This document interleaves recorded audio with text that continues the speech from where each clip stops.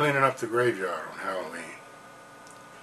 Around the time of his birthday every year, it was natural that Pratt would be thinking on conjuring and death fairly regular. For not only was there his special ceremony on the night of his birthday, but just the night before that, at the Naholo, as the white folks called Halloween, that was the night that pretty much everybody in Froggy Bottom, and even some of the folks from out in the labyrinth, would all pack up their picnic suppers and take some shovels and hoes and get together and walk up to the old graveyard up north of Froggy Bottom, past Deputy Jimmy John's house, right to the end of the cemetery road.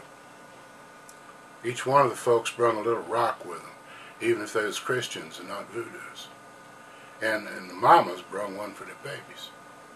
And the first thing they done was they put their rocks in a pile around the old iron cross in the middle of the graveyard that was Mama and Brigitte's offering place.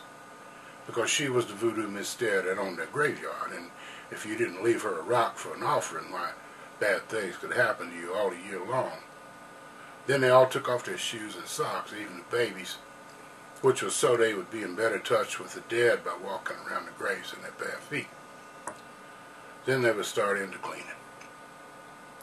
Even though most of the graves in there wasn't marked, and the ones on the edges disappeared under thorns and weeds every year, still on that night the folks would go to the places where they knew their folks was buried, and they would clean away the thorns and the weeds and spruce up their graves.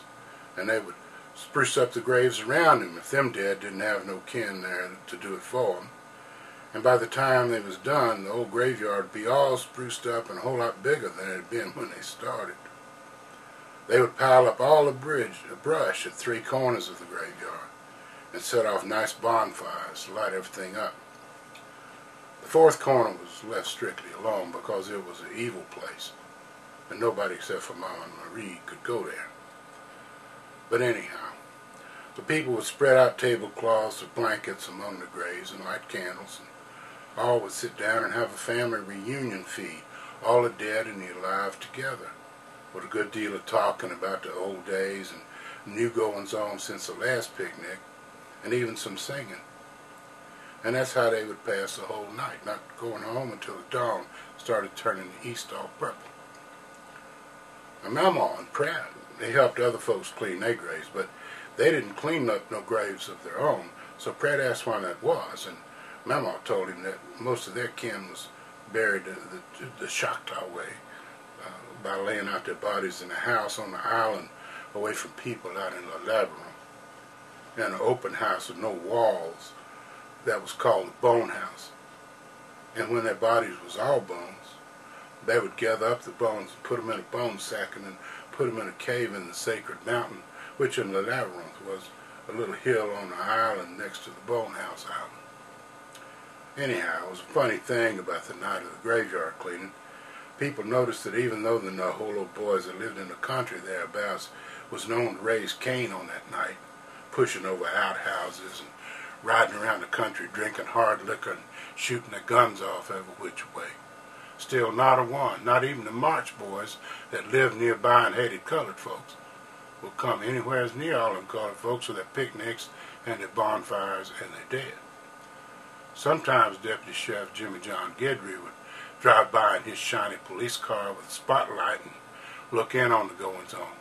But that was mainly because he lived down the road from the cemetery, and he had some kinfolks in the Acadian clan out in the labyrinth, and he wanted to make sure that the rednecks wasn't bothering them, nor their neighbors on this serious occasion.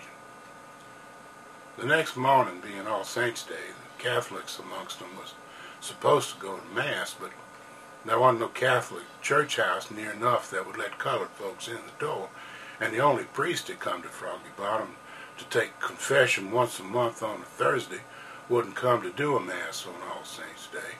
So the tight Catholics in Froggy Bottom just did without the Mass.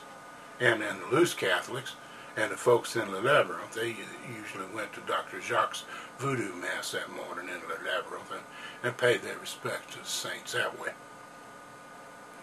So during all this time, it was natural for Pratt to think about his own dead, meaning his mama and his mama's friend, Le Garçon, even though they wasn't buried in the old graveyard with the other Froggy Bottom folks. But was laid out in the crypt over at the end of Hoodoo Island next to the weeping willow tree. And Pratt knew that crypt good because it was the altar that he laid on for his special ceremony the next night after the graveyard cleaning night.